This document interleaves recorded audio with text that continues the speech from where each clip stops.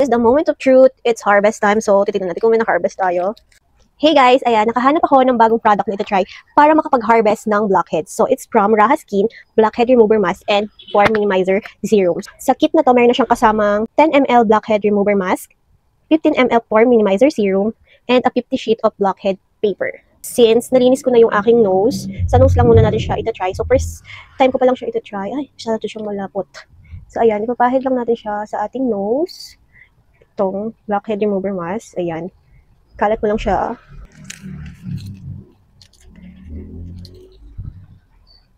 It's the moment of truth. It's harvest time. So, titignan natin kung may na-harvest tayo. Medyo madikit siya. So, wow. So, ito na lahat yung nakuha natin ng mga blackheads and whiteheads. So, madami-dami din talaga siya. Para blackhead-free ang skin mo, alam mo na, Raha Skin is the key.